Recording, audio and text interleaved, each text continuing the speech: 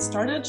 Welcome everybody to the first short course of the SPIN-ITN. So this was initially planned as an in-person short course in Germany, but due to the COVID situation, we decided to go online and do the in-person short course a bit later on this year in May.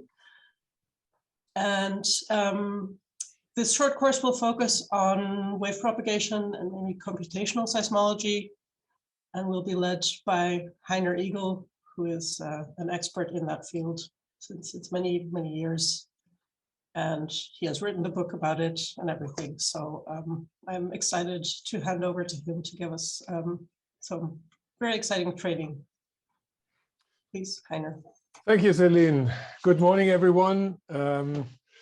Again, as Celine said, originally we planned a first workshop on instrumentation hands-on. This has been moved to Bordeaux. We'll do that later in the year in May. And so there's some noise I hear. Please mute your microphones. So what we do now is we'll try to give you some training on computational seismology, and I will define all this a little later. But let's just first look at the program that you have seen it, but that you sort of know what to expect. All this is tentative. I don't want to. I know this is online. This is difficult sometimes to keep attention, but I will try to make it exciting and interesting. We'll make breaks also if we have like blocks. Now we start with a lecture for about an hour. We'll make a 10-minute break, and then we have some exercises and discussions. Okay, so this will be the first 2 hours. This morning we have a lunch break, and then the first part will be more on very fundamental things of wave propagation and aspects of waves, seismic waves and sources, always with a view to simulating these things. And then in the afternoon, we'll start with the first part with 3 different numerical methods combined with some exercises. So that's the program. Now, I will make available all the material through a GitHub. And Celine, if you have the mail list. I cannot respond, I think, to the mail list. So if you want, maybe send this URL to everyone. So that's my GitHub account. And in this GitHub account, for example, you see SeismoLive, you see Coursera, and there's SPIN-ITN. Now, the material that I present is going to be is partly already uploaded there. So you will see it's a little bit of different terminology than on the program. I will start with part 1, part 2, and part 3. So part 1 is the wave propagation part. Part 2 is the first part of numerical methods, and part 3 is the second part. Okay. Now, if you click through there, you will see slides. You will see the slides that I present this morning and the exercises.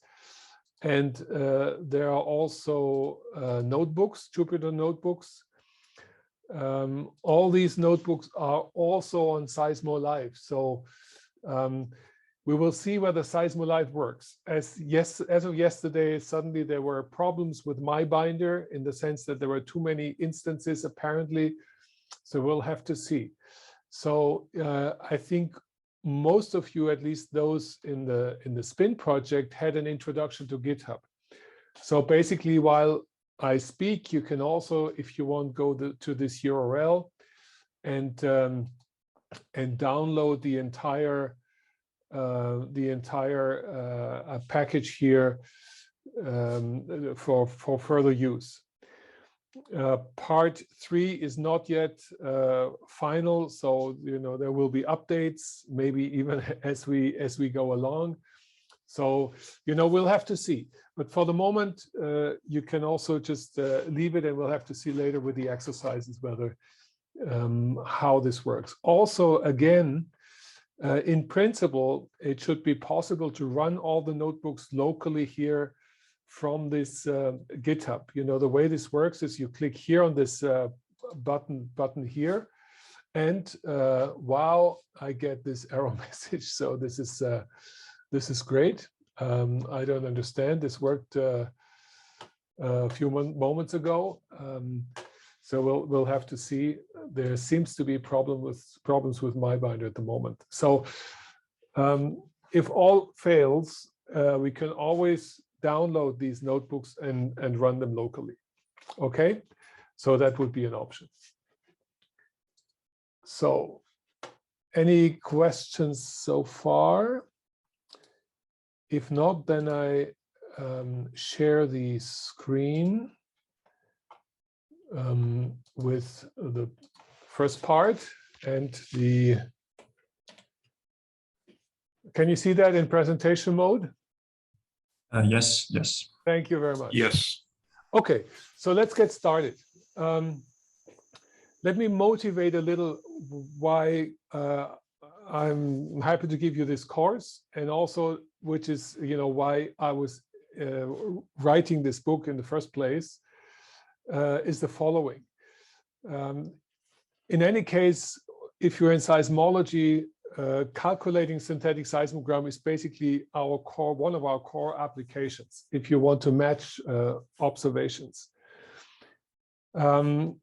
When I was a PhD student more than 30 years ago, there were not many programs around to do this in 3D, and we usually, or often, students were actually writing their codes themselves, often in a serial way, sometimes in a parallel way, and then used them for the research, and often these codes were not basically used afterwards. They were not well documented.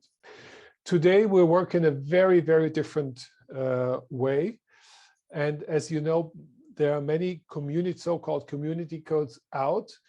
If you calculate synthetic seismograms, you will most likely download some solver and then make use of it.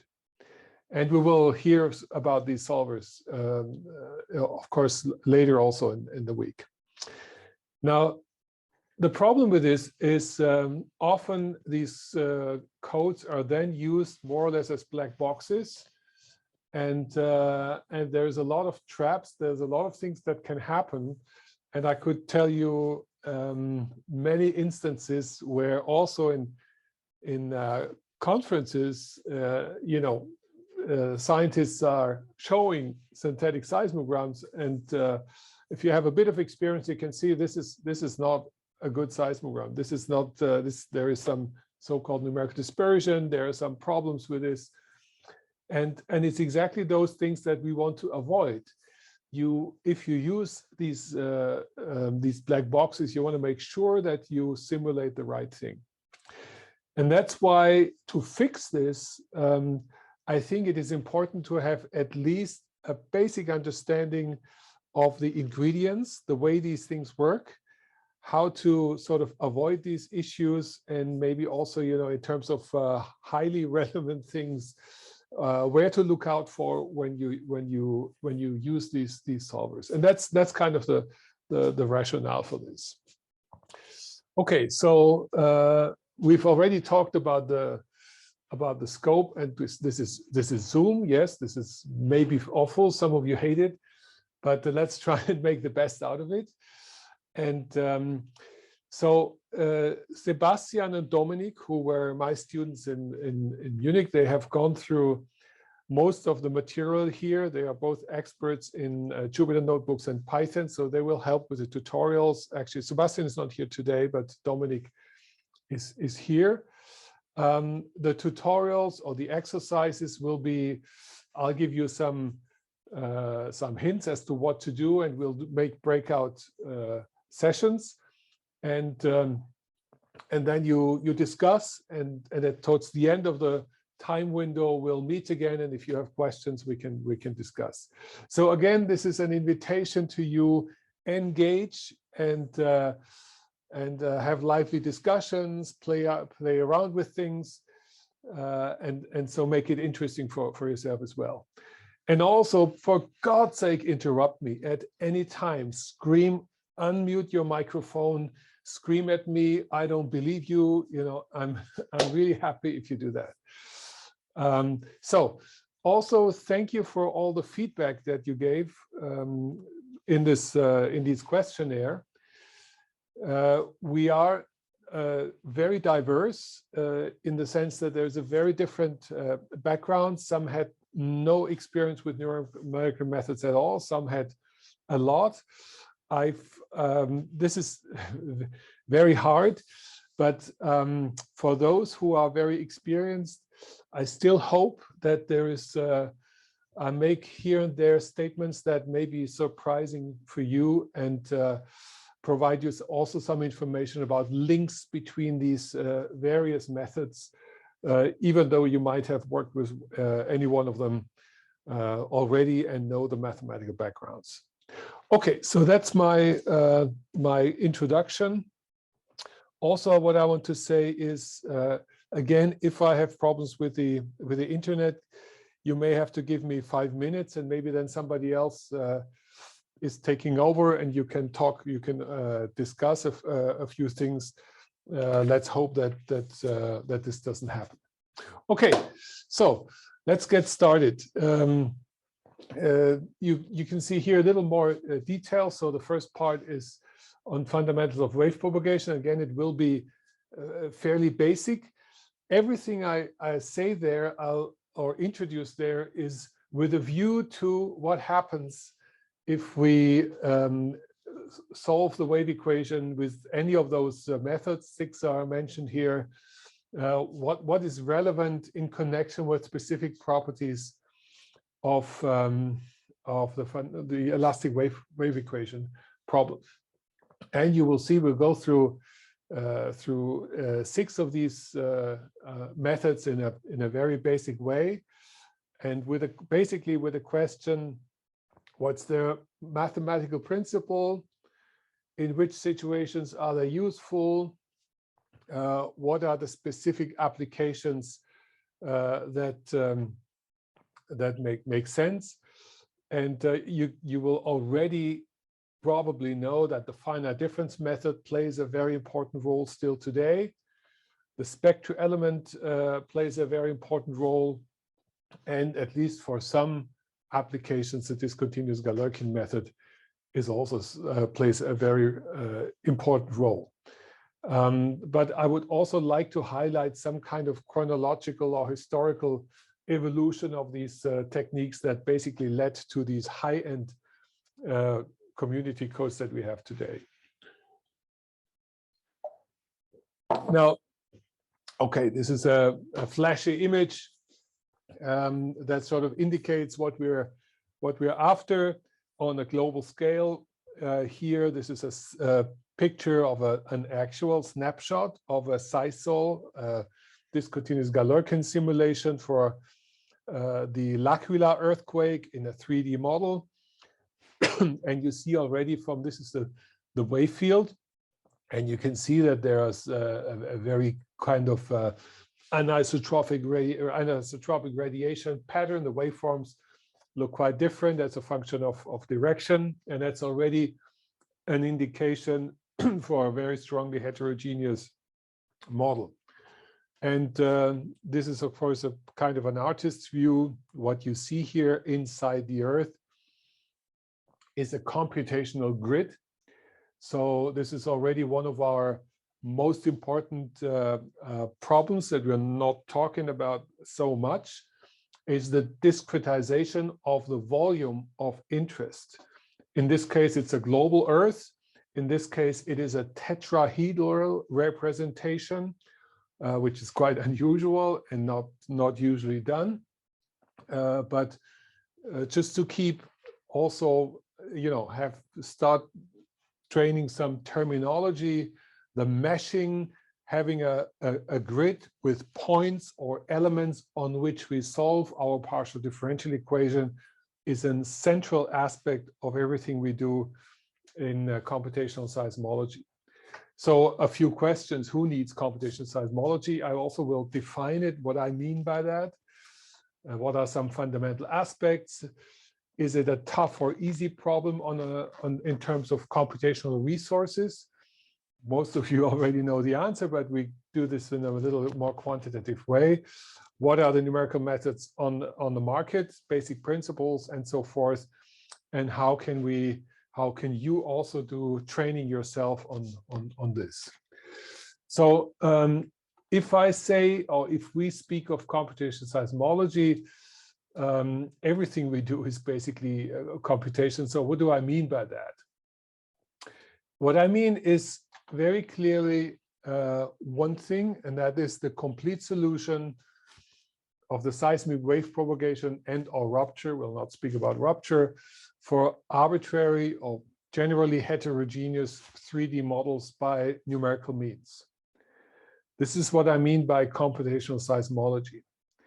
For example, that does not include data processing, for example. This is not what it's also computations, but for this course, for this matter, I really mean the solution, the numerical solution of the wave propagation problem. Now, you could also say, well, I can also calculate synthetic seismograms with ray theory, with other methods, and this is not covered here. This is not what I mean by that. Of course, there are many techniques that are used, maybe also by you, to calculate synthetic seismograms, and they're very useful for particular situations. I mean, the ray theory is one example, even finite frequency ray theory, so-called quasi-analytical methods, and that's, for example, the calculation of normal modes. We will maybe learn about this also in later courses. So that's for global wave propagation. The reflectivity method is a method that is a quasi-exact method for layered problems. It is actually, these both are frequency domain solutions. That means the solution is solved in the spectral domain, temporal or a wave number spectral domain.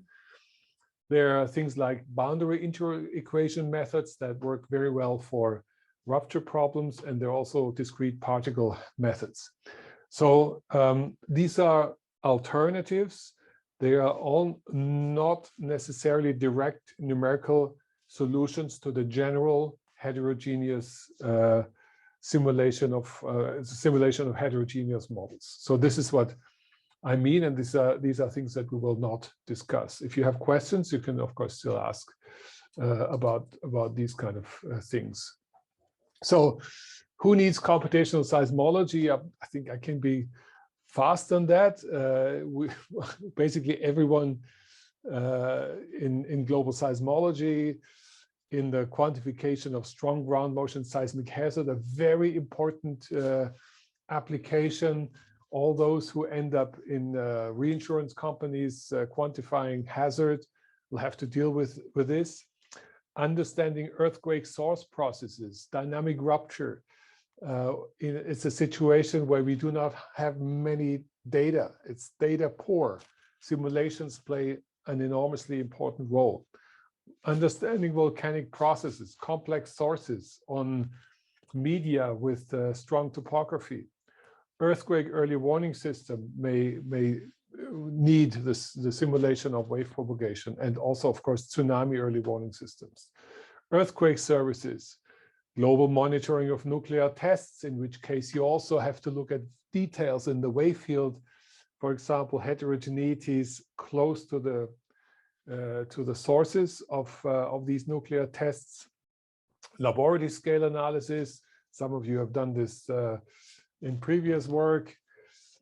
Ocean-generated noise measurements, cross-correlation techniques, planetary seismology. So the InSight mission on Mars, also in their preparatory stage, relied heavily on the simulation of synthetic seismograms. and of course, exploration geophysics. Actually, many of the methods that we learned today have been developed sort of 30, 40 years ago in exploration geophysics, where the analysis of huge data sets was actually also driving supercomputing technology, one has to say, together with military technology. It's those two domains that actually pushed in particular the evolution of supercomputers. Geotechnical engineering, non-destructive testing, and also in medical applications. Some of the groups involved here actually have also or are using, for example, acoustic forward simulations in connection with medical applications. So there's a wide range of applications, not only in science, also in engineering. And there's also one point that I want to make, just to keep you from not getting bored, is having some exposure to these numerical methods, having some exposure to parallel computing increases your market value. Let me tell you this. If you go to later try to find a job in whatever, in a bank, in the car industry, in an insurance company, they will look for these kind of experience with these sort of methodologies. So this is an incentive basically to look into this. Okay, so literature, yes, there is this this book. It's not very expensive. I insisted when I wrote it that this will not be one of those, I'm sorry to say, Springer or Elsevier $300 book. It's much cheaper, paperback, and you can buy it on your grant. I can also recommend Shira, Introduction to Seismology for fundamentals. There's also a little bit of numerical seismology in there. Actually, the first edition of Aki and Richards had a very nice section on finite differences. It dropped out in the second version, second edition. Peter Mozzo and collaborators wrote a very extensive book on finite difference modeling, if that's what your interest is for.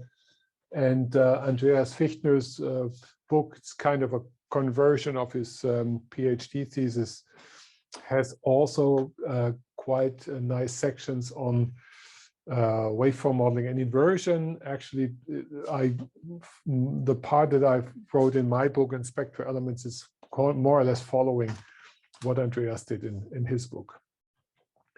There's also a course, some of you know it, some of you even have done this. It's on Coursera. It covers anything up to spectral elements. It's a 9-week course and has already more than, well, it has close to 1,000 people who actually did the full 9-week course, which is quite amazing. So you can redo some of this, what we talk about today on Coursera.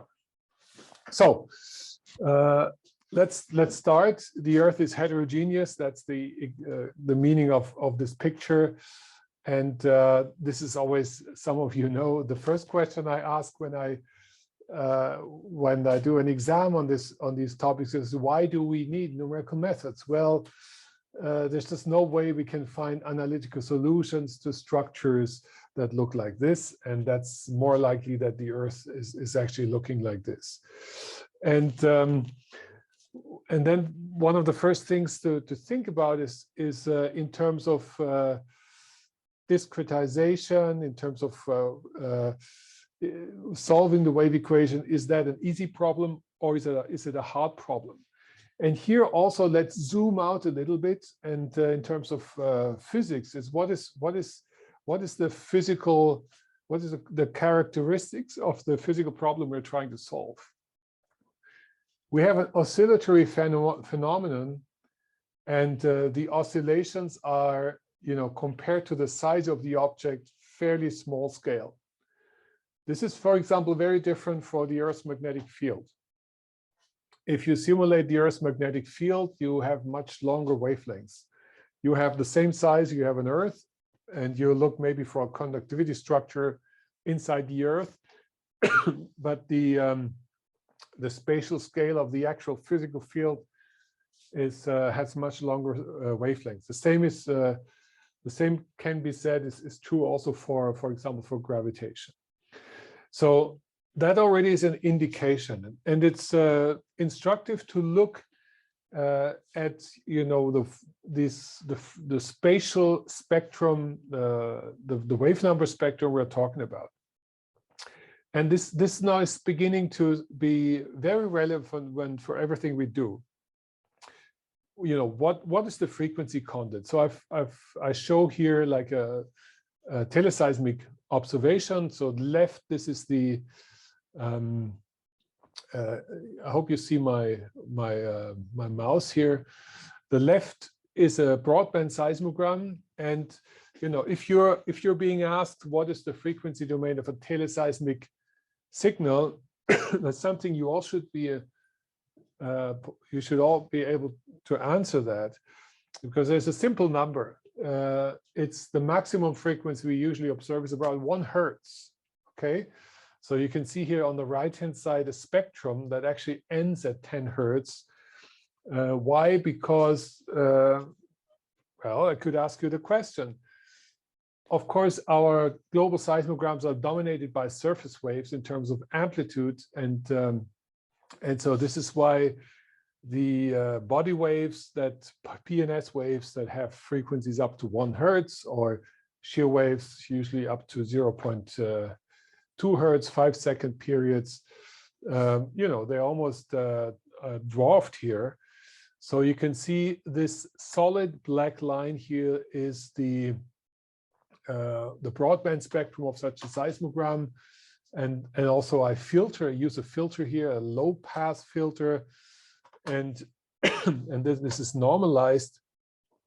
And the information that I want to say here as well, in our global simulations, global observations for large earthquakes, you still have a lot of energy at long periods. For example, 100 seconds a period, but the dominant frequency here would be about 0.04 Hertz, so about 25 seconds period. Now, what does that mean? Let's say we would like to simulate a wave field with 1 Hertz, and let's just assume a homogeneous Earth with a radius 6,371 kilometers. Let's just assume a homogeneous p-velocity 10 kilometers per second, VPVS ratio of square root of 3. And we want to use, which is quite optimistic, 20 grid points per wavelength. And then you can ask the question, what would be the size of the computational grid, the global grid that we need? And so we will later ask these questions again. So number of grid points per wavelength is one of the most important concepts. That's why it's here also in boldface. So we have a wave here, a single frequency, and we sample this wavelength with, in this case, 10 points. That's a central aspect of everything we discuss later. And of course, these relations here is our daily bread. So the wave phase velocity is omega by k, is 2 pi f divided by 2 pi over lambda. This turns into lambda wavelength divided by capital T, which is the period, or lambda f. So how many grid cells do we need? What would be their size? How much memory would we need? And if I'm sorry, this is an old slide still with MATLAB. Well, let's say, okay, volume of the Earth is 4/3 pi radius to the power of 3. The smallest velocity, which is the smallest wavelength, would be Vs, Vp square root of 3. And now let's look at the shortest period. Of course, you can vary this, could be 10 seconds. Then the smallest wavelength is lambda, is the shear velocity times t, okay? So order of magnitude here, let's say 3 kilometers or 5 kilometers per second times 10 would be 50 kilometers. Now, if you want to sample this with NP lambda with 20 grid points per wavelength, for example, then the dx, the space increment, this is another central part of everything we do. The smallest space increment is then lambda divided by the number of grid points per wavelength. And then you can calculate the size of the volume in 3D of such an elementary compute cell, and then you can calculate the number of grid points or grid cells or grid volumes that you need. So, well, if you do that, you can see the results here on the right. At 1 second, you're talking about a field, one field. Let's say this could be one amplitude, this could be ux or uz, uy, which would have 360 terabytes. Wow, that's a large number. It's oversimplified, but that tells you immediately if we want to model the physical observed wave field of our planet, that's even today is an almost unachievable problem. Okay, that's a lot of memory, even for one such field, and you would need many of those fields to simulate the wave equation. Okay, but of course it scales down at 100 seconds period or 10 seconds. Your orders of magnitude smaller, and that means today with SpecFEM, let's say a 20-30 second dominant period simulation, you can actually do already on a relatively standard institutional size machine. Okay, now how does this connect to, let's say, the size of computers? And we are, this is Moore's law if you want. So this is the evolution of the maximum compute speed over time. And I've just been to a supercomputing meeting for European supercomputing in Paris, so last week, and it's proposed that actually the first European exaflop machine will be installed in Germany, in Jülich, probably next year in 2023. The Chinese have, it's kind of semi-official, I think, but they say they have achieved exaflop. So this is 10 to the 18 floating point operations per second last year. It went through the press, but it was kind of a little strange. All this compute power can only be achieved with GPU technology, so graphical processing units. With GPUs, also European first machine will actually be a machine based on GPU technology. Just for you to know, because you may run community code on large-scale supercomputers. For example, in Munich, our supercomputer is one of the fastest in the world, is still based, let's say, on classic CPU technology in order to be sort of deliver more service to many communities. And I think it's a good strategy. But maybe in the future we really have to move towards GPU technology. Okay, so in the end, again, this is pictorial. What most of us want to do is tomography or waveform inversion. Not all of us, but in principle, this is what we aim for. We have observations. Here's the L'Aquila earthquake observed at different stations in Europe, and the observed are in black, and the synthetics are in red. This is more than 10 years ago. Today, the fit would be much, much better. But in principle, this is what we're after. We're trying to fit waveforms And so we have to make sure that the red curves are accurate and correct. And that's the topic of this course. Okay, now, any comments or questions so far? Maybe sit back and breathe out a little. Again, I'm very happy to be interrupted. Okay, I do have a question. Yes. With the memory requirements, doesn't this assume that, or is it necessary that everything has to be in memory at the same time, or can this be separated into several things that you don't need 360 terabytes of memory? That's a good question. What you're asking is more or less kind of it's the AM adaptive mesh refinement question. So what Sven is kind of asking, well, if I have a wave field that starts, let's say a global, can I not just simulate basically the part where I have a wave field, or do I need the field everywhere? I give a short answer. The short answer is in wave modeling, there is basically no adaptive mesh refinement. It's not efficient, because after some time you basically have energy almost everywhere, and so that's different in, for example, shockwave modeling. In shockwave modeling, it makes sense to just follow the part of the wave field where things are happening, and you don't worry so much about the others. But we posed that questions many times over the last 20 years plus years, and always argued against it because of that reason. So there is no really a way out. Okay.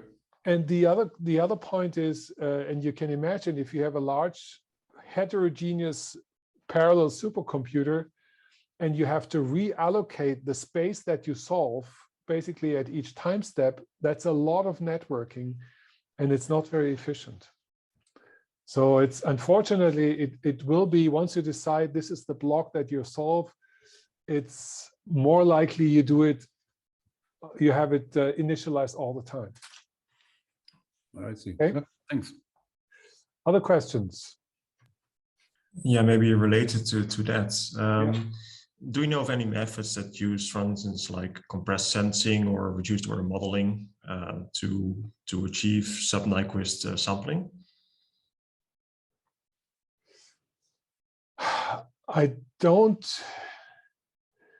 Compressed sampling is okay. Is another way of a domain reduction is making it smaller. I frankly have to say no. I don't know in the context of numerical simulations, but we could look into that. So I can't give you an answer. Okay. Any other questions?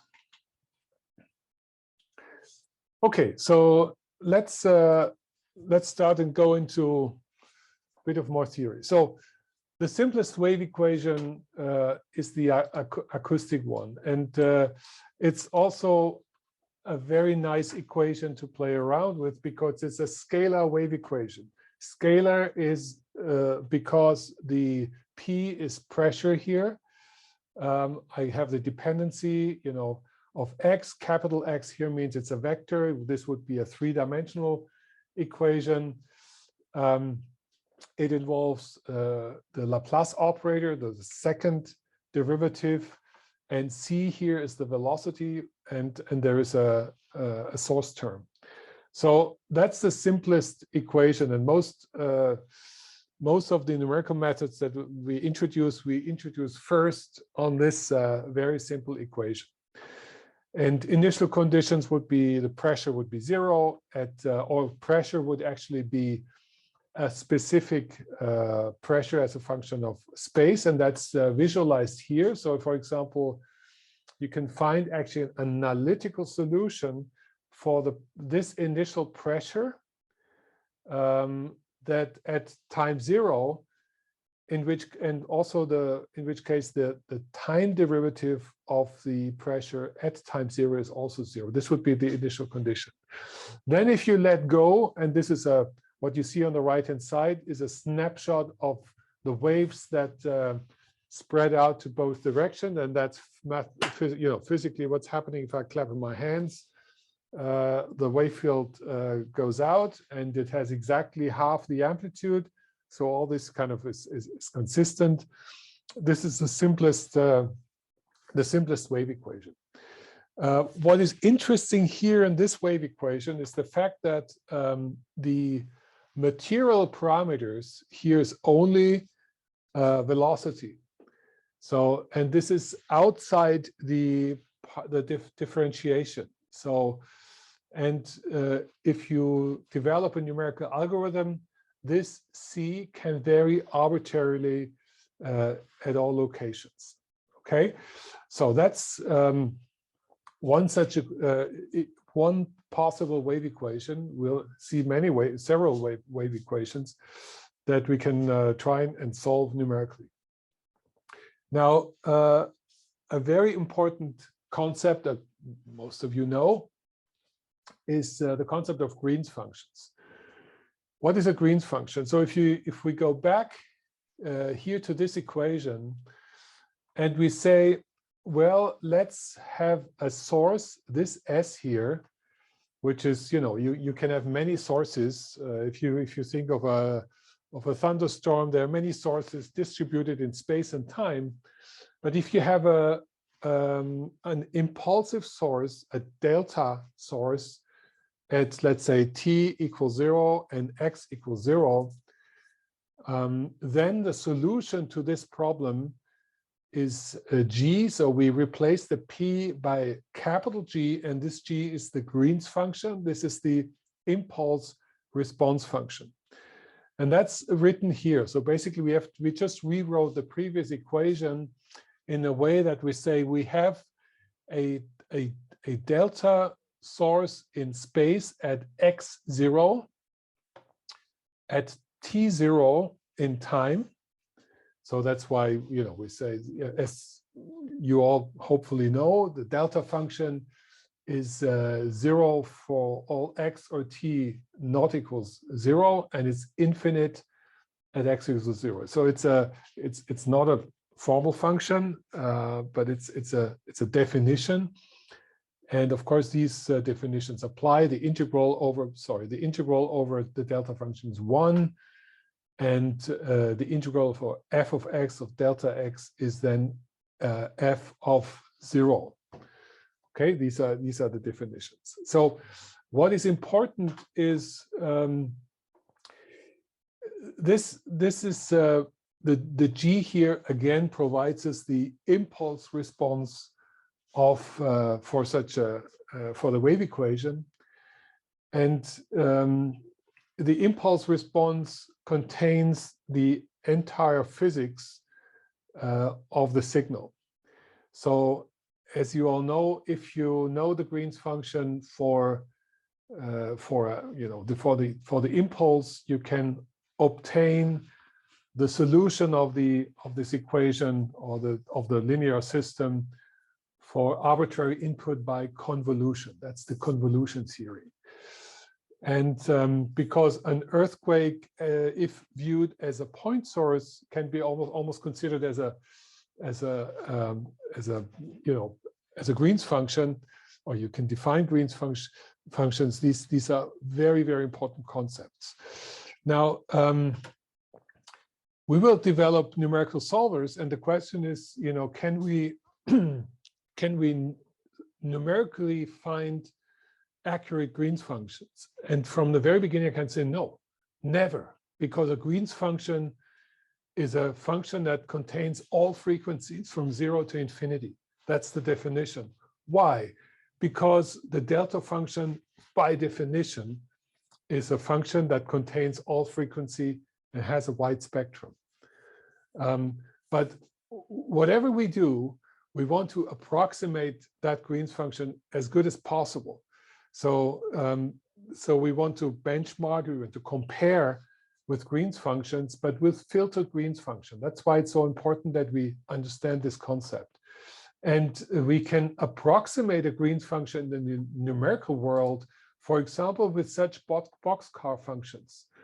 These will be, so in principle, if we have a computational grid of a certain size, then we can approximate such a Green's function by a box that in the limit, if the dx, or the increment goes to 0, then this function goes to infinity. I don't have the definition here, but you can imagine, you can always define a function that the integral is 1. And if you make the width smaller and smaller, it goes to infinity. Then if you do that, you can find, you can find analytical solutions for the Green's function. It's enough for the mathematical part, so not numerical. This is now kind of bizarre. And to be honest, when I wrote my book, I was looking for this. There was no seismology book where the Green's functions for the acoustic wave equation were stated. And I find those very important. So let's start simple with a three-dimensional version. This is basically the Green's function for an impulse at r equals 0 for the three-dimensional acoustic wave equation.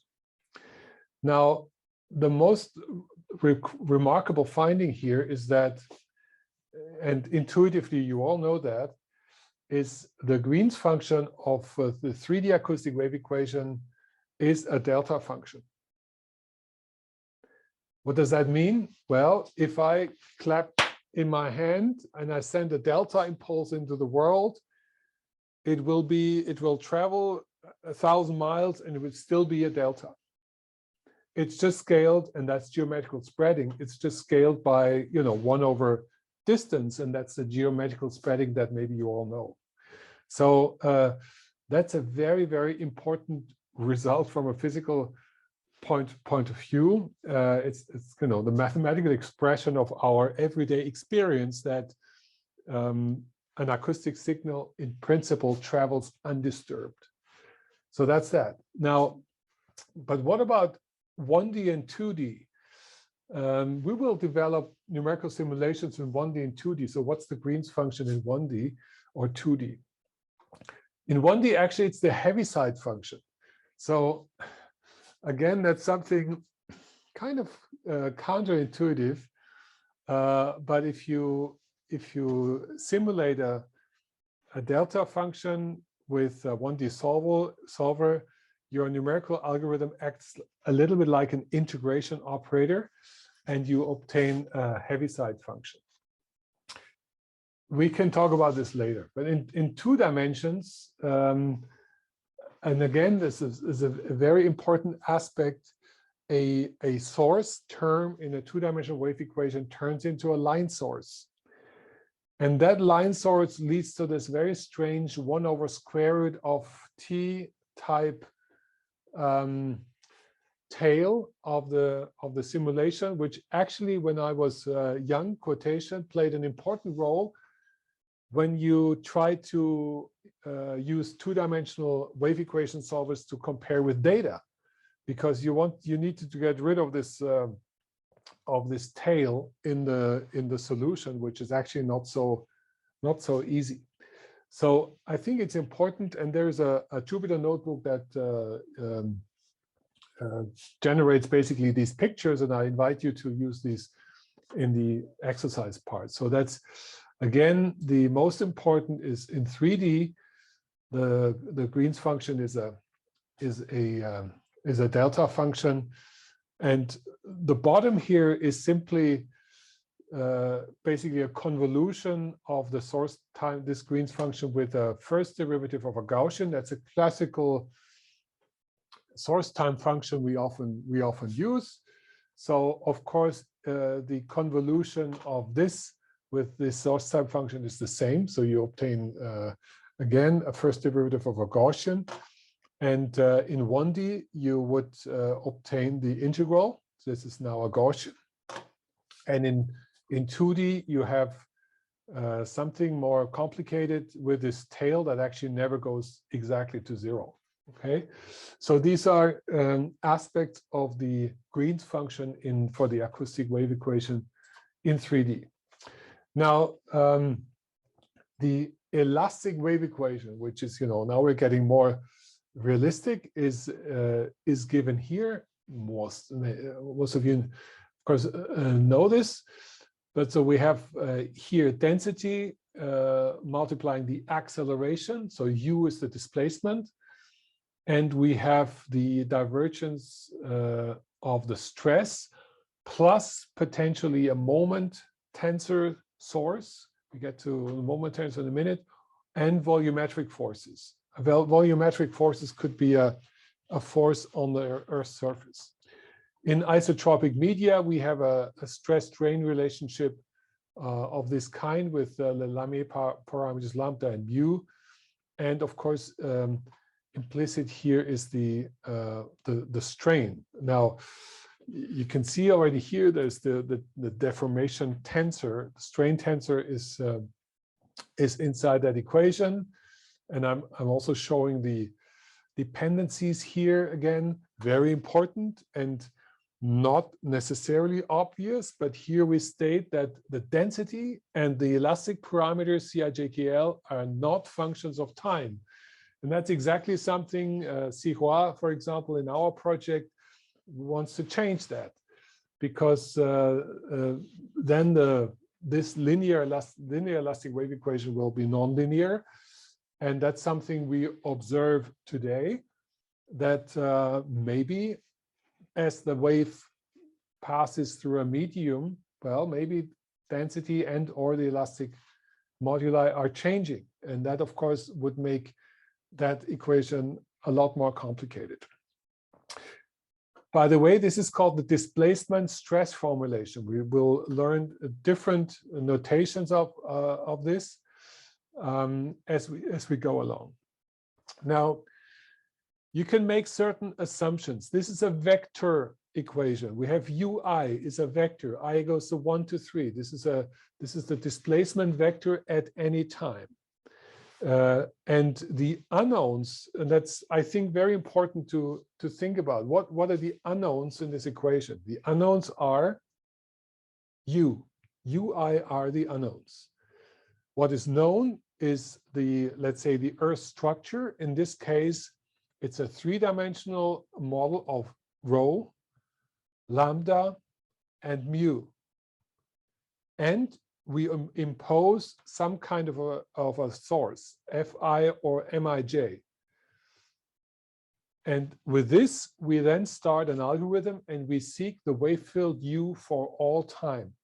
We start at time 0, and then we extrapolate. That's another technical term. The wave equation solution will be an extrapolation of some initial conditions to whatever time we're interested in. Now, if we make some assumptions, for example, we assume wave propagation only in one dimension. We assume that the wave field has no partial derivative in y and z direction. That means you have basically a plane wave. You can reduce, and I think that's an interesting exercise to do, from here to there. We can turn this complicated 3-dimensional partial differential equation into one that's depending only on one dimension. And that's the elastic part. That's the elastic wave equation in 1D. And that corresponds, by the way, to the motion of a string. This is basically shear motion. So the shear modulus is the only elastic parameter. And if you look at this very carefully, you will realize here, in difference to the scalar acoustic wave equation, suddenly the elastic parameter mu is in the bracket here. So a partial derivative has to be done on something that's on the material parameter that's a function of space. That's a very different equation, which is why in all the numerical methods that we introduce, we'll do it to the acoustic equation, but also to this equation that's a lot more realistic and much closer to what we actually do than in the real elastic world.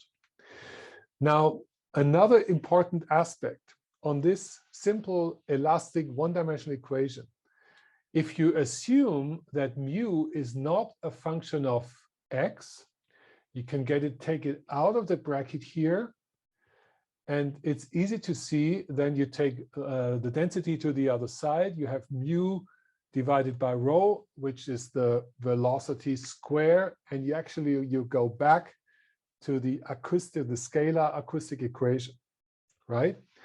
So there is a mathematical equivalence, let's say, between these two equations, and in the case that here you have a homogeneous model. Okay, so that equation is important because we will use it later in the numerical example. Now, there are other formulations of the wave equation, and one that is called the velocity stress formulation. Now, if you just define the v to be the velocity, the ground velocity, the time derivative of u, and you know that sigma is equal, we know that from the previous equation, or sigma is mu times the gradient of u, or the partial derivative of u. So that's just a stress strain relation for shear motion in one dimension. Now you can reformulate the wave equation in this way. We just take, from here, we just replace u by v, and then suddenly we have no longer a second order partial differential equation like here, but we have a first order partial differential equation. So the partial derivative of x of sigma, the stress, but we have another equation for the stress rate. The time derivative of stress is equal mu to the space derivative of v. So that's now basically, this is just the time derivative of this equation. Okay, this is a coupled system, so these equations must be fulfilled at the same time. It's mathematically a different, the solution is the same, but it's from the way the problem is posed, it's a different equation. It's precisely a hyperbolic system, and the solution vector, q is now a solution vector in v and q. So that's different. This is not a displacement, but this is simply the vector. If you want, you can write this, we'll do this later, write this as a matrix vector system, and the solution vector would be q and v and sigma. In full 3D, the solution vector actually would be 9 elements, 3 elements for the velocity and 6 elements for the strain. And this is, for example, how the discontinuous Galerkin method is being solved.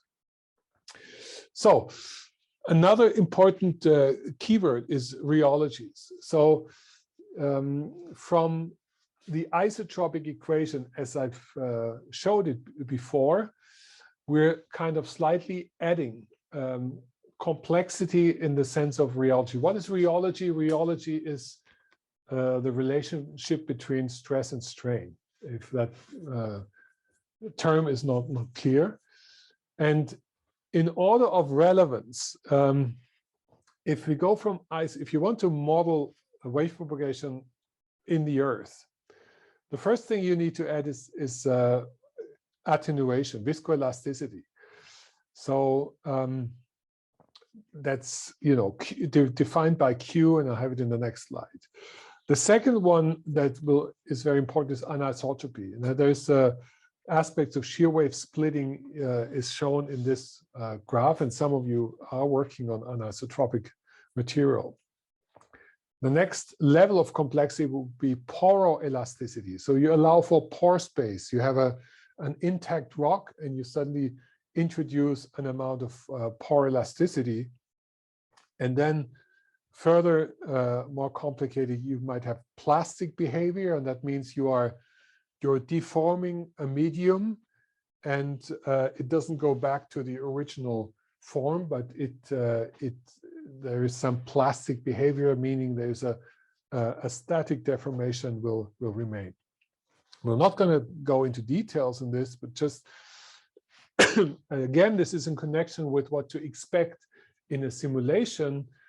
Attenuation or viscoelasticity is often described by Q, by this number Q, which comes from the word quality factor. It's basically a loss of energy per cycle. It's often a function of frequency. But also, if you assume Q independent of frequency, actually it means that the energy in high wave neighbors, high frequencies, decaying much faster. And here's just an example on how amplitudes decay as a function of distance for Q. I would like to ask you what are classic Q values, and these might enter as parameters into your wave simulation algorithm, and classic values in the upper Mandela, for example, 100. And if you go to reservoir models, it's more like 10, 20. And the higher the Q, the actually smaller is the attenuation. In terms of anisotropy, it is important that the general Hooke's law, CIJKL, has 81 elastic independent, 81 constants, not independent. Independent are only 21.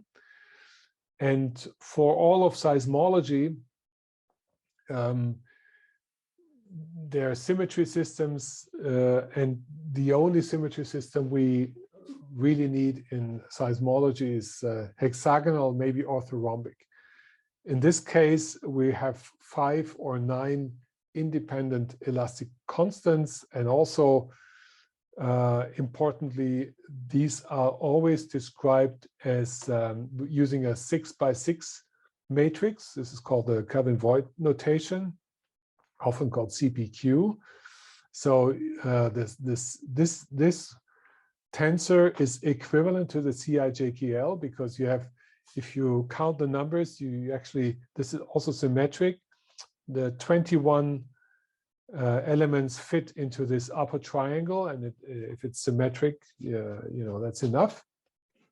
And so with this, you can describe anisotropic behavior.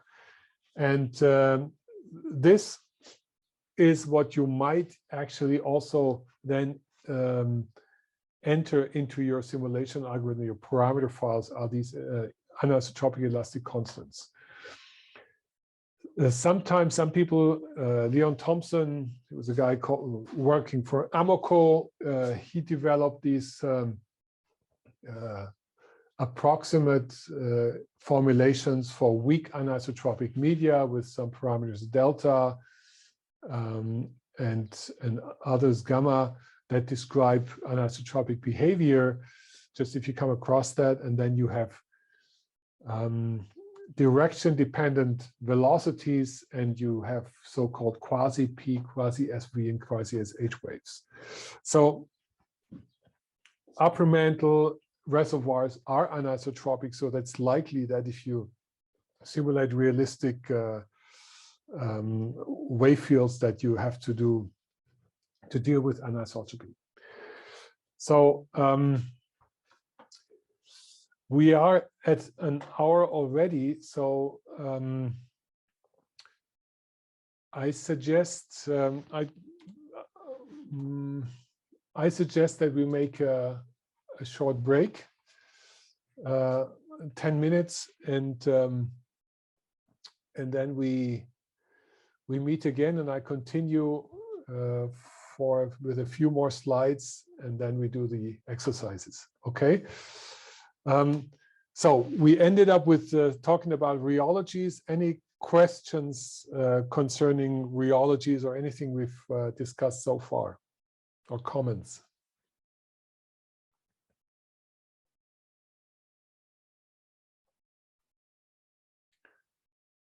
Okay, let's meet again 11:15 and continue. Okay, 10-minute break.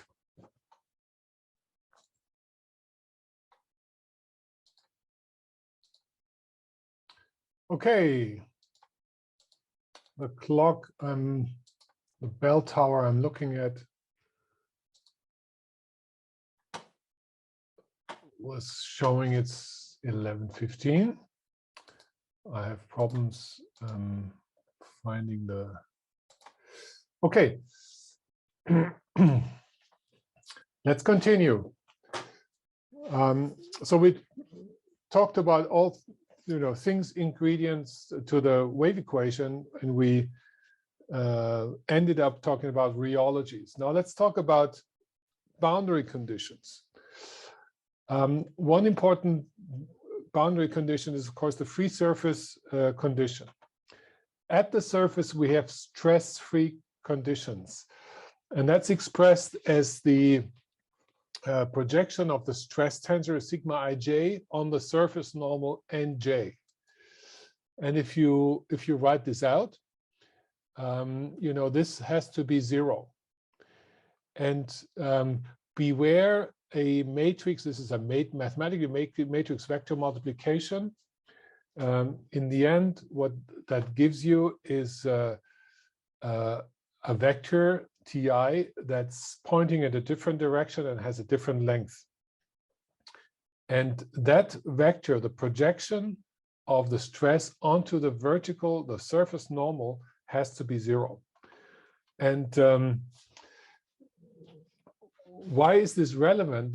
It is very relevant because that free surface boundary condition is responsible for the occurrence of surface waves. And now the connection to the numerical methods is that some methods, with some methods, it's actually very difficult to implement the free surface boundary conditions correctly. Example, pseudospectral methods. And with some methods, take the finite element spectral element method, it's actually trivial to implement this so-called free surface boundary condition. And because it's so important also for, let's say, regional wave propagation, where we have a lot of surface waves, it is fantastic that we have an analytical solution to the problem, and that's shown here to the right, of a vertical force. So I'm pointing with my, my fist to the table. So if I bang on my table, it generates surface waves, and we can record it at a distance, and that's called Lamb's problem. Horace Lamb was a mathematician who cooked this up and developed an analytical solution for this problem, and that's actually shown here. The Green's function is in fact shown here to the left. That's it's a seismogram that's has a peak here and has even a static deformation here. If we filter it with a realistic source time function, it looks like this. You actually have a tiny p wave here arriving, and then you have the Rayleigh wave. The Rayleigh wave in a half space is non-dispersive, very important to know. So all frequency travel at the same speed. And so this is an extremely important analytical solution to the wave equation. So elastic half space, a force on the ground, and this is what you observe. And this is a fantastic way of checking whether your numerical free surface boundary condition is working correctly by comparing with such a solution. This is also on SeismoLive. You actually have this analytical solution coded up, and you can play around with this. Heiner? Martin, yes. Question. So this analytical solution, and also when you say that the free surface is trivially modeled with finite elements and such, does it apply to an arbitrary free surface, arbitrary topography, or just a flat surface? The numerical solution, this analytical solution is only for a flat surface. Okay. And the implementation of a complicated topography is of course a very big issue and is not at all trivial. And this is also something, actually the motivation to start the discontinuous Galerkin method 15 years ago was precisely your question, that, you know, it was not easy to have an undulating free surface efficiently modeled. And this works well with spectral elements. It works well with discontinuous Galerkin, but spectral elements have the disadvantage hexahedral meshes that sometimes are difficult to match to like very complicated topographies. That's kind of a meshing issue. So the answer is no. There's no analytical solution to anything but a plane free surface, not to my knowledge. Thanks. Okay, now we have often discontinuities inside the Earth. So these are layer boundaries.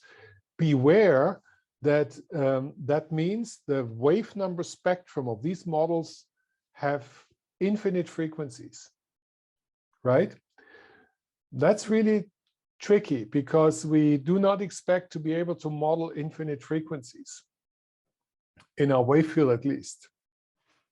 But the Earth model, our Earth models do have these such boundaries, and they have maybe complicated boundaries. Now, at these boundaries, we have a so-called a welded condition. So that means actually the stresses with respect to the surface normal are continuous and the displacements are continuous. So this is a boundary condition that you know, that is relevant for each material discontinuity. Now, the amazing, not necessarily intuitive thing is we never model this explicitly. We never model this boundary condition explicitly in our numerical solvers. You know, if you ask me why don't we have to do that, it's not easy to give an answer, except that, well, whatever we do, we will have, with respect to the layer boundary, layer interface, relatively long wavelengths, and our numerical solutions simply converge to the correct answer. But that's a very, very handy thing, is that, you know, we don't have to do that. So if you, let's say, want to simulate a finite difference model with 10 different layers, you can just initialize your computational grid with the velocities and assume that this condition is fulfilled. Now that I'm saying this, there is an exception. There is an exception is if one of the media is liquid. So this does not work so well, or the convergence does not work so well for an elastic liquid boundary, or, you know, fluid solid boundary. And we do have those boundaries inside the Earth. For example, the outer core, the core mantle boundary, the outer core is liquid. And so you might have to do something special about this. And this is actually done in the global spectrum approach. And you can read special papers about this, okay? But many of us work on local to regional scales, and in which case we do not have to worry about these internal boundaries. Now, the SPIN project is really a project about wave field gradients, which is why I want to also mention this here. Why are we so interested in wave field gradients? I hope you have read the proposal of the SPIN project. Well, now we can start measuring gradient-related fields, like the curl of the wave field, rotation. The observation of the strain has been done for quite a long time, but not so much used actually. Only recently there has been much more interest in connection with the DAS, distributed acoustic sensing, in which case we measure strain along a cable. So this would be, let's say, if a cable goes in X direction, we would measure epsilon XX, right? So what if we simulate the wave field? Is it easy to, let's say, to have access to the gradient? The answer is yes, and that's good news. Whenever you take a solver, it's usually easy to output deformation tensor, the gradient, or the curl. This is usually implicitly calculated in your algorithm, so you can and some solvers like SpecFem or Salvus or I'm not sure about Sisol can already directly output either the gradient or rotation or divergence. If not, then it's usually very easy to, there's a few lines to add to actually output that directly. Okay, so that's the message here of this slide, and there's a picture of the the ring laser in Munich that measures the rotational part and also the rotation of the Earth as a whole. Now, a few words on surface waves. You know, this is all classic basic knowledge. You all know this. You have Rayleigh and Love waves. And for the first time, again, terminology, the term dispersion comes into play. Dispersion here is the frequency dependence of a velocity, okay? And we have to distinguish between phase and group velocity. I'm not going to go into details here, but very importantly, the reason why we observe these amazingly long wave trains when we have teleseismic observations is, well, that for example, the Love waves that are faster than Rayleigh waves, something counterintuitive, because Rayleigh waves are basically PSV motion, right? Love waves correspond to SH, horizontal shear motion. You have a frequency dependence, and for example, Love waves go from 4 to 5 kilometers per second. Now, why is this relevant? Well, it's relevant because, you know, a Love wave signal may look like this, you know, very simplified. I'm sorry, I'm not in. You should complain. I was not in presentation mode. Well, I could see it, so. No, don't go for a second best. Never. Sorry, my fault. Okay, so you know, this is a Love wave train. You can see that the longer periods come earlier than you move towards higher frequencies. The point I want to make here is that you will see something very different, and you should try this out today. You see something very similar if you screw up your simulation. You see also a wave train that looks like this. And okay, it's kind of it's in this case a little bit reversed, but you may say, oh, that looks like a very you know, looks like a real seismogram, but it's total crap.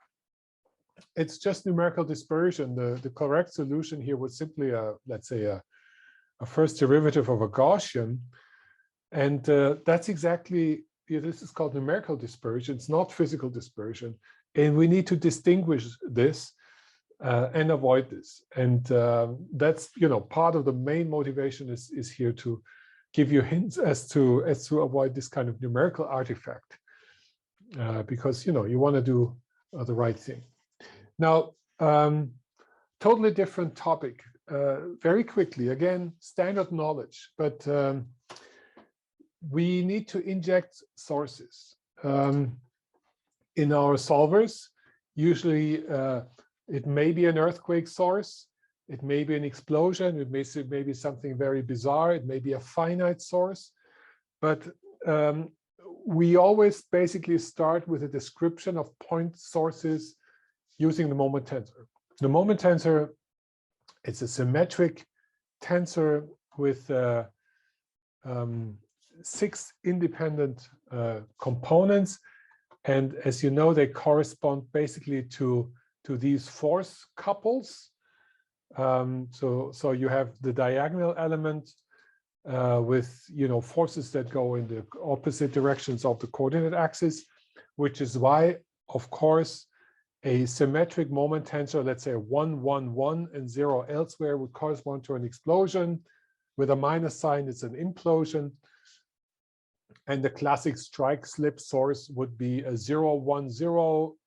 Here, M12 would be 0. So I think that should be geometrically known. And of course, you can have all kind of rotated versions of this. What is important is if you inject a source like this, you also give a number, a scalar, with which this moment tensor is usually scaled, and that's M0. That's the scalar moment. And this M0 is something that's related to the size of the earthquake and also to its magnitude. Just maybe if that's not clear, I would like to state that again. That's, if you want, also can be considered as a type of energy of the earthquake. And of course, and I always say this is something, if somebody asks you at a dinner party, oh, you're a seismologist, what makes an earthquake large? The answer is, powerful. The answer is in this equation. It's forget about the mu, which is the shear modulus. That's a proportionality constant. It's the surface times the displacement, surface A times the displacement D, that makes and gives an earthquake its size. Okay. So that's very important. And M0 is a large number because mu is a very large, the values are 10 to the power of 22, 23, whatever. So multiplying A and D in whatever physical system, but these are very large numbers, and that's where it comes from. It's just something to remember when you inject something in your solver. Now, wow, wonderful equation. Either that rings a bell or you say, oh my God, what the hell is he showing here?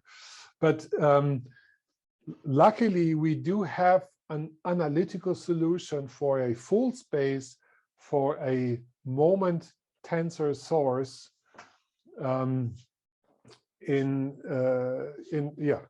the full space. So the displacement at a point X is given by this equation. Why am I showing this? Without going into details, it's very important. If you solve the wave equation, you solve the whole thing. You get the full answer. And the full answer is this actually quite complicated response of an elastic medium to a double couple point force. And, if you've never seen it, you need to go to Akin-Richards or Shearer and look at the details. But the important qualitative aspect of this, you have a near field term. These capital A's, these boldface A's are radiation patterns. And you have a near field, an intermediate field, and a far field term. And you have this moment function M0 by which is the source time function. It is related, it's not exactly that M0 here, but it is related to that. And you see what it may look like in a second. So this moment function is basically the time evolution, let's say, of a stress drop. An earthquake is, it's a stress drop. It's something, something is stressed and then whoop, is dropped. If it's in an instant, it would be a kind of a negative Heaviside function. Okay. Now, what is important in the far field? This is here in the far field. I wish maybe sorry, I'm commenting a little, and I try to do this with my board here. Let's see what it is. This here, you can see that, right? Yes. This here, all of global seismology is basically has been developed with this far field terms. And now note what happens here. What you see here is m dot. This dot here is the time derivative of the source time function. Now, if the source time function m is a Heaviside, you know, something like this, whoop, whoop, okay? This is m of t. If the source time function is a Heaviside, well, then the, if I can do this quickly, then the m dot will be, of course, a delta function. Okay, so let me put it like this. This is a derivative. Now, well, amazing. In the far field, what we observe is the derivative of the source time function. And if it's a Heaviside, then what we observe in the far field is a delta. So what that means, the displacement far away from an earthquake would be whoop, you know, a delta, and of course a filtered. We never have infinite frequency in the world, so a filtered delta would then be something like a Gauss function. It's actually surprising if you look at displacement observations of P signals. Sometimes they have a really nice Gaussian shape in the far field, and that goes back, you know, to this solution here. It's quite amazing. And then in the intermediate situation, you have here, for example, you have directive. Well, you have, this is complicated. You have an integral of m, but here in the intermediate you have m itself, and what that means, this is static displacement. So if you have a realistic source time function, you will observe also in your simulations a static displacement. The displacement will not go back to zero if you are in the near field of the earthquake. Usually, you know, your simulator, your program is doing that. Usually you never see that because you observe, you take synthetic seismograms far away from the source. But then if you look at a displacement close to it and you see, something is strange, why does my seismogram not go back to zero? Here's the reason, okay? And frankly, I've seen quite a few students who were not aware of this when they simulated, you know, you enter a moment tensor source. This is analytically in a full space what you get. Okay, so but maybe let me move this. Okay, so what does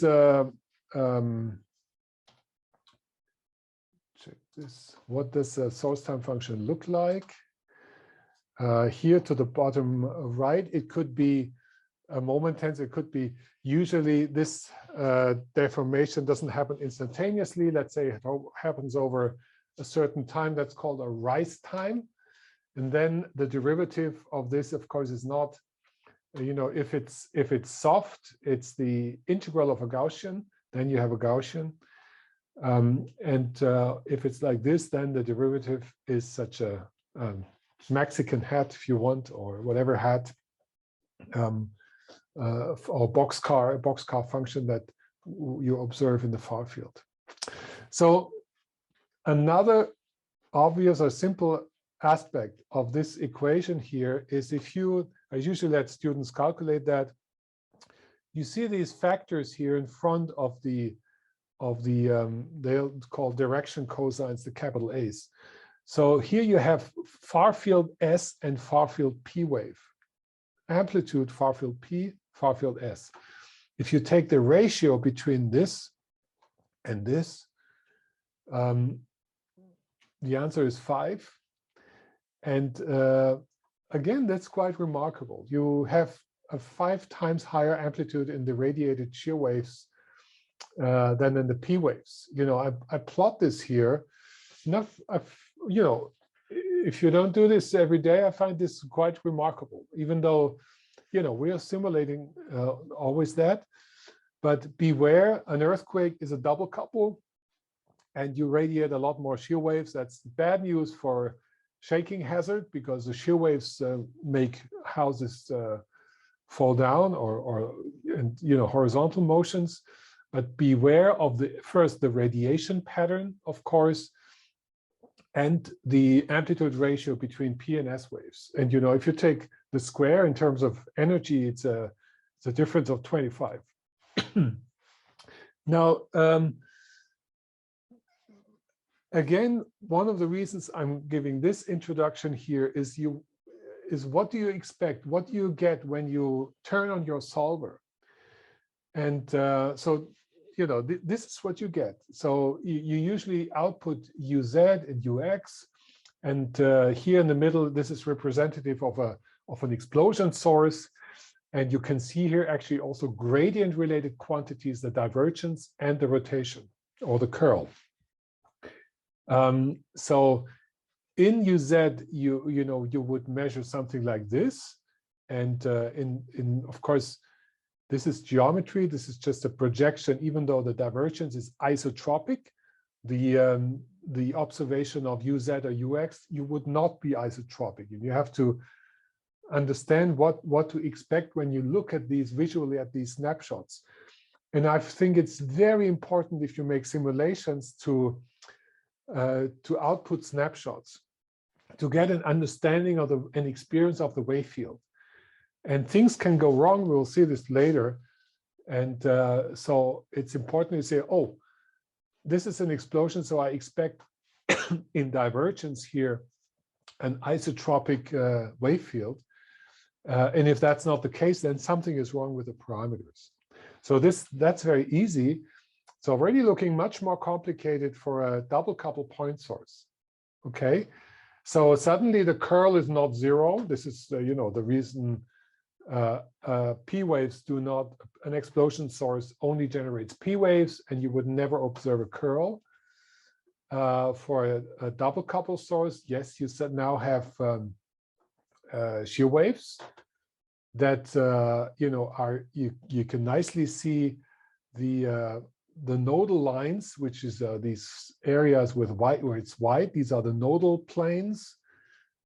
In divergence and rotation, they are shifted by 45 degrees because of the radiation pattern. And usually what you output is UZ and UX. And you see here, if it's kind of properly visualized, you can also see here the dramatic difference in amplitude between the shear wave here, the slower shear wave, and the P wave in the front. Okay, so that's what you expect in a homogeneous medium if you inject these sources. Now, we're not a project where we're very much into understanding rupture. Yeah, there may be some projects, but again, there is an amazing property of the wave equation. When we have large sources, you know, this is a look here, bottom right. Let's say this is a buried fault of a size, you know, 30 by 5 kilometers. We have the so-called superposition principle that allows us to obtain a very complicated space-time source representation by a superposition of individual sources characterized here by each of these squares. So there could be name it a subfault. And you know, each of those subfault has a certain source time function. S has a certain final displacement, static displacement slip K here. And of course has this very specific Green's function to one particular receiver, which would be G. In the frequency domain, the final, let's say, seismogram can be, this is in the frequency domain, can be simply obtained by a sum over all these contributions. And that's the superposition principle. Again, the wave equation is linear. And in that case, you can sum up any source, finite source, or many sources by simply, obtain complicated sources simply by summing them up. It's just something I had in my mind. I wanted to say, yes, in principle, that means that, if you have, like, say, 20 earthquakes happening, you could basically simulate them at the same time. But yeah, that's an issue we could talk about maybe later. Okay, now I'm always done, but over time, yes. Reciprocity is another amazing property of the wave equation, which is the wave equation is symmetric in time. And I do not find that very intuitive, actually. Maybe some of you do, and you tell me why you think that's intuitive.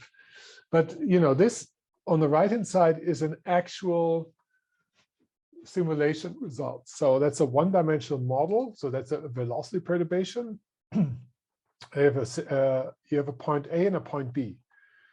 And you put a source at point A, recorded B here, and you could put a source at B and recorded A. And you get exactly the same seismogram. Isn't that strange? I find that strange. But that's source receiver reciprocity. And again, one could spend some time in arguing that this has a lot of consequences because, for example, you have one receiver and you recorded 100 earthquakes at different locations. Then you think, okay, I need to do 100 simulations. No, you don't.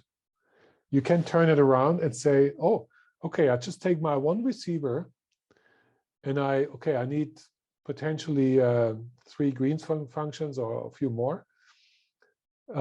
So I can interchange that and just do a source at my receiver and record the motion at each earthquake location. Wow. That's a factor of, I don't know, 20 to 30 gain in recording speed. So that's a consequence of this particular property of reciprocity. And that also means, and I ask you to play around with this when we do the practicals. So think of a source here at the center, and you have you have receivers around here. So you send a wave field out, even further out. And then you have recorded seismograms. Oops. You turn them around in time and re-inject them as sources. And that's done here. So you inject sources here, and then the wave field goes kind of with constructive interference towards the center, and you recover the original source time function here at the very center. That's done in one of the Jupyter notebooks, and it's a really cool thing. Now, again, one could make an entire course on this aspect here. This is used in medicine all the time. It's the basis for migration. It's the basis for reflection imaging. It's the basis for waveform inversion, adjoint inversion, and so forth. But that's, I think a very powerful property of the wave equation. We mentioned many times the wave equation is linear. It's a linear system. So let's think about the consequences. The point I want to make at the very beginning, each of your numerical solvers is also a linear system. What does that mean? In theory, we've learned that if you know the Green's function of your equation, you can obtain the result, let's say the seismogram for an arbitrary source time function by convolution. That's the convolution theorem. Okay. In the analytical world, and that's the top here, in the analytical world, this is exact. Okay, you can do this on paper. In the numerical and the computational world, the Green's function can never be exact. Why? Because we cannot simulate infinite frequencies. So it will be an approximation, and that's explained by this tilde sign here. That's denominated by this tilde sign. Now, I hope you can follow what I want to say now. It is possible in your numerical solver to basically inject a delta function. That's mathematically wrong, but you can do it. And you get a Green's function that's wrong. But because we are a linear system, we have a linear system, you can, after the simulation, filter it or convolve it, which is the same. You convolve it with an appropriate Green's function, and you get basically a p tilde, which is exact, you know, up to whatever, epsilon. So I read the sentence, even if your numerical Green's function is inaccurate, the numerical solution p tilde might be very accurate provided the source time function is defined in the right frequency band. That might be a whatever, an academic thing. It's not at all. It has dramatic consequences in a practical sense. For example, let's say you're interested in modeling waves in a random medium. So you can actually input a delta function, which is usually, you have the option, I think, in SpecFem and others. You inject the delta function, you get wrong seismograms, but if you filter them appropriately, you can basically investigate a lot of, you know, wave physics by convolving with appropriate source time functions of different frequency content, provided that you do this in a frequency band where you know your numerical solver is accurate. And that's normally relatively easy to find out. So it's very powerful. So graphically, let me try to bring this point home. Let's say, you know, this is corresponds to the one-dimensional acoustic wave equation, okay? The analytical solution, we've seen this, we can write this down on paper, is a Heaviside function, okay? Input is delta, this is a seismogram here. This is the analytical solution, G of t. If I take a finite difference scheme and inject a delta function, I will get this, okay? That's numerical dispersion. This is wrong. But then I filter it afterwards. I filter it with this source time function, which is a derivative of a Gaussian. And I obtain one of those three lines here, okay? And you see, the analytical solution is actually, let's say the solid line is the analytical solution. One of the dashed lines is this filtered G prime, the G tilde, and another one is the simulation when I eject directly this sort of band limited source time function. So it's the same.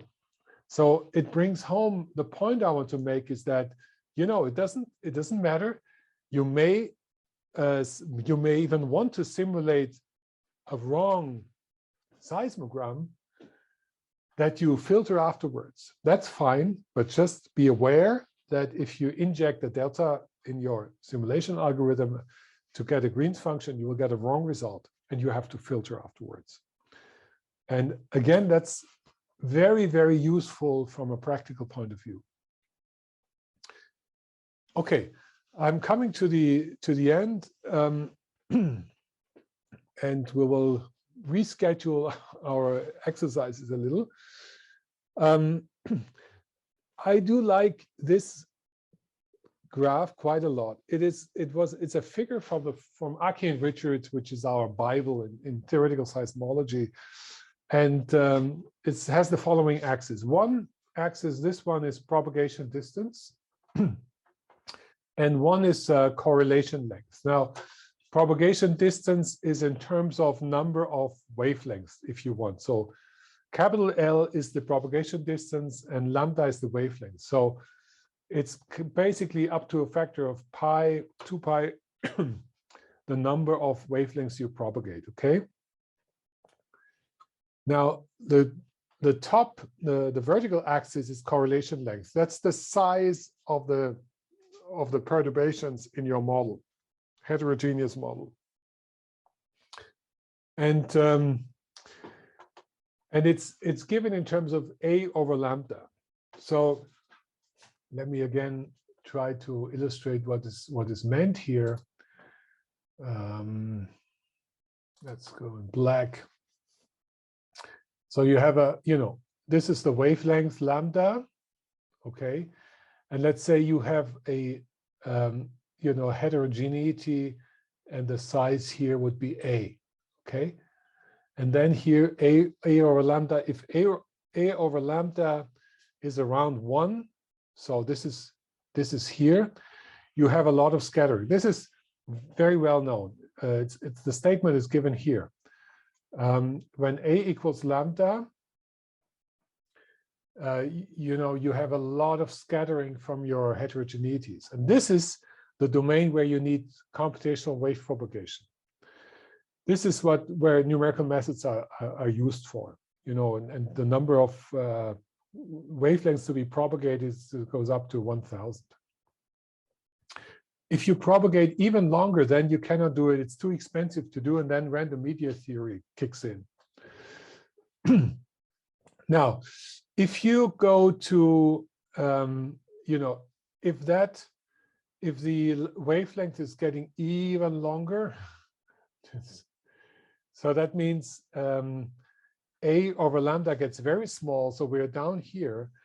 You're actually talking about effective medium theory. This is, for example, for in anisotropic media, you often talk about cracks that are very, very small compared to the wavelength, but overall it has an effect, and that's called then is an effective medium theory. Then, if you propagate, let me remove all this. Then, if you're, let's say, in global seismology, let's say you have a very long wavelength. This is like 1,000 kilometers, and then you enter such a medium with, a fairly small wavelength. That means, A or lambda is very large.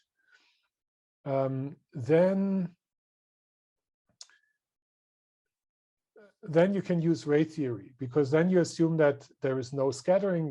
The waveform is the same, so that it might be, a ray might be, deflected, but then the waveform is not affected. So then you use ray theory. Then in this domain here, if you think about it, this would, you can call this then a homogeneous medium. The point I want to make is we need computational wave propagation, numerical methods, when scattering is strong, and if we do not propagate too many wavelengths. Propagating 1,000 wavelengths in 3D is very hard, even today. And what is frustrating, and you can actually, if you think of a problem that you can, this is like a phase space. You can say, okay, my problem lies here, okay? And you can, what is frustrating in a way, because this is a logarithmic scale, in the last 30 years, we came maybe from here to there, okay? So when I was a PhD student, we could propagate in 3D maybe 10, 15 wavelengths. Now you can propagate maybe 200 and 300, but we haven't come very far on this plot because it's logarithmic, okay? Of course, compute power improved dramatically, but You know, we cannot propagate 10,000s of wavelengths in 3D yet because it's expensive. Okay, we're getting towards the end. Let me. So one thing we will not talk about much is meshing. Many of the solvers require that you generate a mesh. Here is an interesting mesh because it's a combination of, let's say, a rectangular mesh on the bottom. And for the more complicated part, it's a triangular mesh for a sedimentary basin, for example. This is why we're here, because the Earth is complicated and this is what we want to solve. And, you know, models like this has only been possible in the last like 10 years that we're efficiently capable of modeling these complex systems. And thanks to my colleague, Emanuele Casarotti at INGV, you know, this is a table, you know, the human time for the design of the problem, 15%, geometry creation and meshing, 80%, and you know, to prepare the solver 5% for human time. And in CPU time, let's say once you have everything done, it's, you know, 90%. Geometry is maybe 10%. I tell you that these numbers are heavily dependent on the solver. For example, with SpecFEM, you need a hexahedral grid, and that takes a lot of time to create. With SISOL, you will learn it tomorrow, day after tomorrow.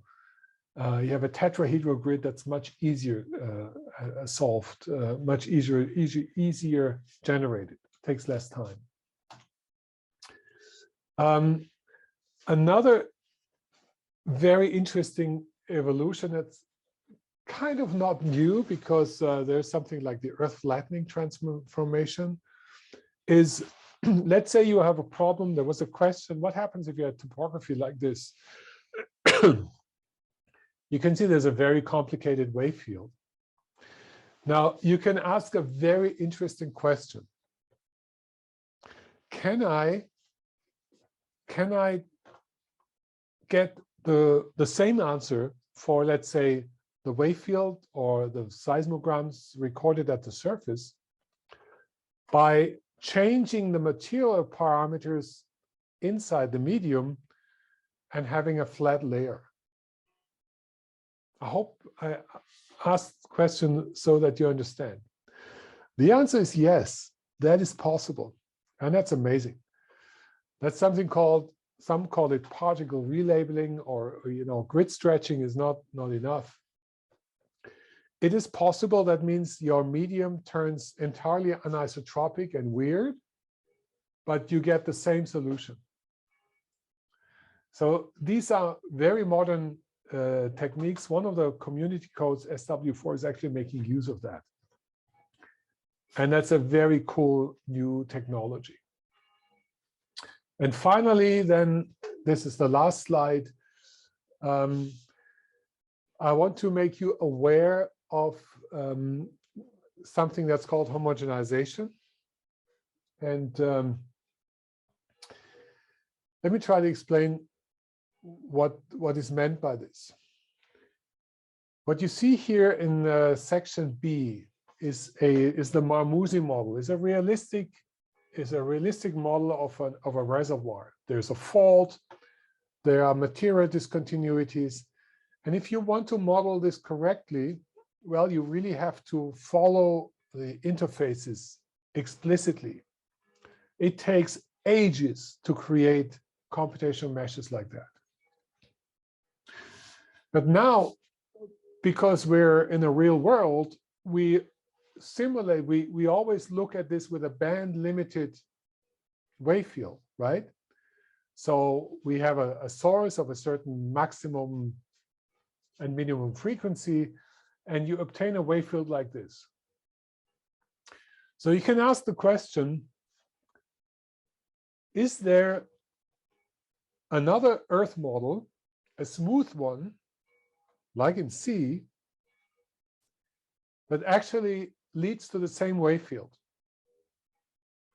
And again, the answer to this is yes. And to me, when I saw this is Jan Capdevel's work. This was an eye-opener. Goes back maybe 10 years or so. The answer is yes, you can do that. And if you have a smooth model like this, well, then you don't need complicated meshing. You can use a regular scheme like this, and you get up to, let's say, epsilon, where epsilon is, I don't know, 1% or smaller percent, you get the same wave field. Wow. That means maybe a renaissance of more simpler solver like regular grid finite difference schemes or pseudospectral schemes compared to something very complex like spectral element methods. So this has a very strong relevance for forward problems, but also for the inverse problem, and this will be my last statement now, is whatever we see, if we have an observed wave field like this in the Earth, is not B. At the best possible way, we see C. We never see B, we see B. So when we do tomography, when we do waveform inversion, what we see is a homogenized Earth model in a mathematical sense. It may sound trivial, but that's it's a very important wisdom. And so we should always be aware when we find an Earth model, it will be homogenized, and it will not be something like this. Okay, so that's basically what I wanted to tell you. These were, for some of you, maybe some fundamentals, but again, I was trying to express this always with a view of a specific simulation problem that you may want to solve in the future. And so we can have, let's say, a quick question round now before we have a break. Any questions, comments? Hi, Heiner. Do you know, has anybody tried composing the particle relabeling Alatar and Crawford with Jan Capdevel's homogenization method to totally flatten out topography and very sharp discontinuities? And if you do so many transforms, are there issues with making the wave field so weird that you end up with like super sharp displacement gradients or something like that? Yeah, I think what you state, great question. What you state is would be a fantastic PhD project. Actually, you can homogenize also topography. You can homogenize, that's the latest. There are GGI papers just out. You can homogenize the source. And I've been to Paul Kupia is a name. He developed many of these things. His habilitation was last week. And he develops the codes that should be distributed. And so this is not yet really anywhere in a standardized procedure. So this is leading edge research, and what you propose should be done. Somebody is probably doing it somewhere, but I don't know. That's where we should aim for, actually. Yeah, that was going to be my second question, was that does anybody outside of Jan's group and associated developers really know how to do homogenization on a practical level? It's Paul. I guess the answer is no. Paul, yeah. Yeah. And, I pushed them for years, and we had the discussion last week.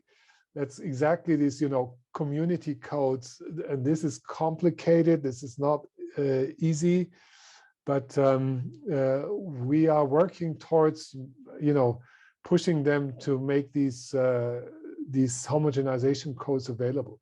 But I posed the question, does it work if you have a point cloud? So, not starting with these sort of complicated meshes, but just having a point cloud, having, let's say, a regular grid with a complicated model. And he said the the answer is yes. I think with the Fourier-based homogenization tools that they developed, it is possible to basically give a 3D block of velocities, and you get in return the homogenized model. Not yet for topography. That's another problem. But it's interesting question to combine the topography with this internal structure problem. I think the advantage is that in either one of them, you go from a potentially, isotropic model to fully isotropic. So since you're already paying for the anisotropy once, you might as well do it twice, if that helps out. Yeah, anisotropy does not cost much. That's not so bad. I mean, okay, you go from 2 to up to, I don't know. You have more memory, but it's not too bad.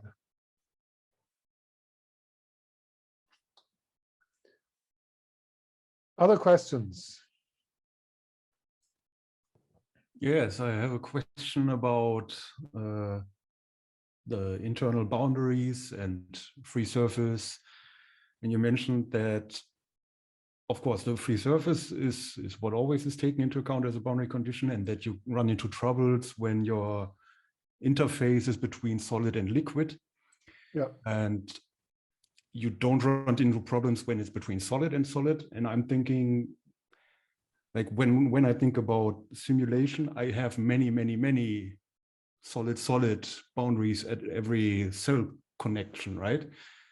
And at what point and why does it fail? And one has to take special considerations.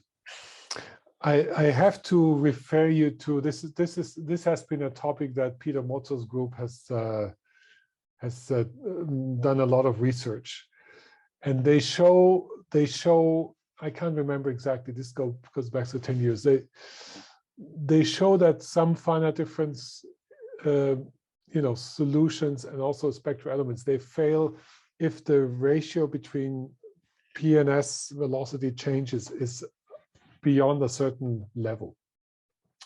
So certainly there are situations where this fails.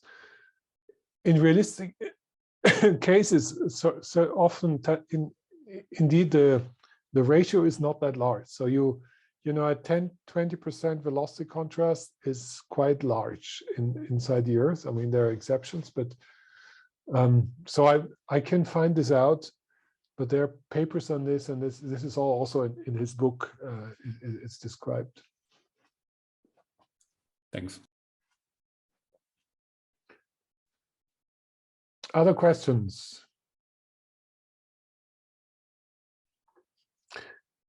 Okay, I think we're ready for a break. So it's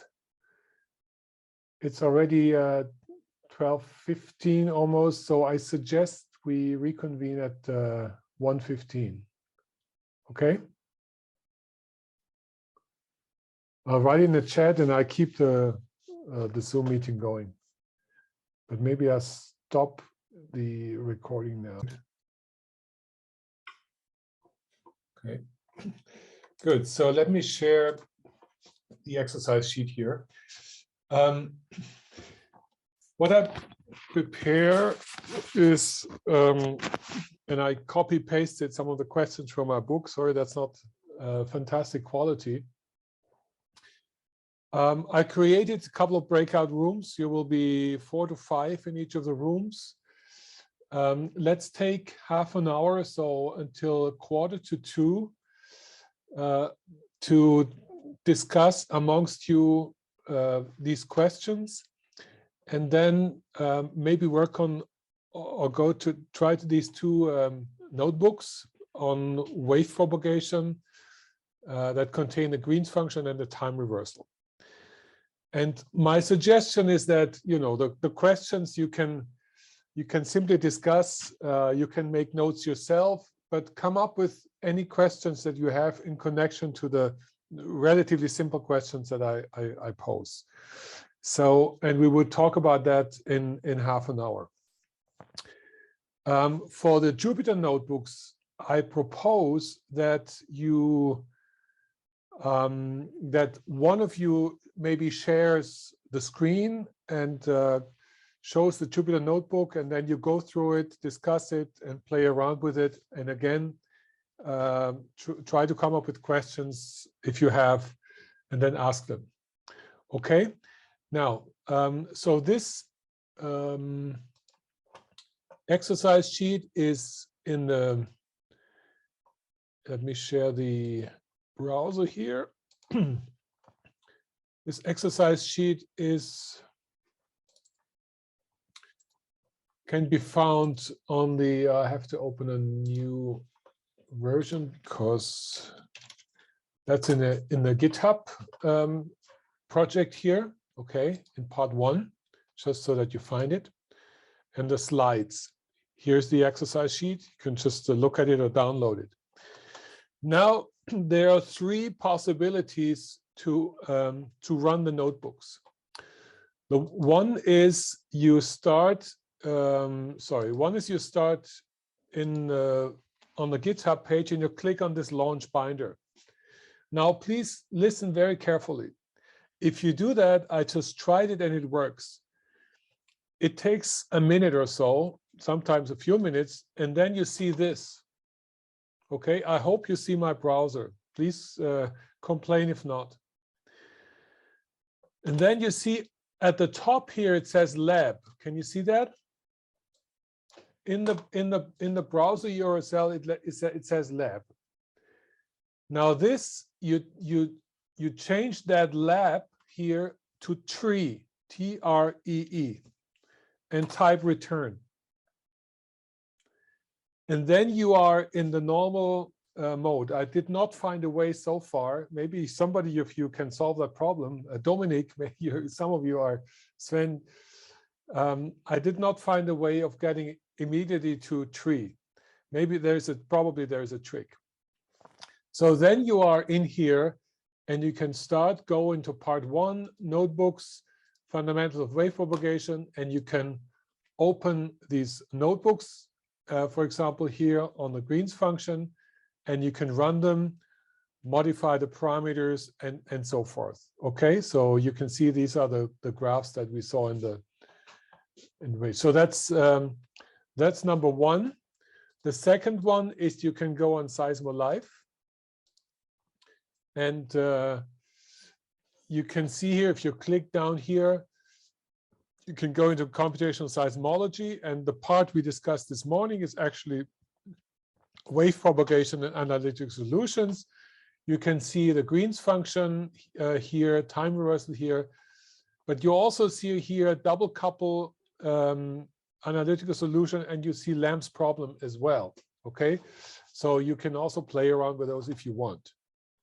And if you type open here, it gets you to this kind of view, and then you can say open live on binder, or open all on binder, try open live on binder.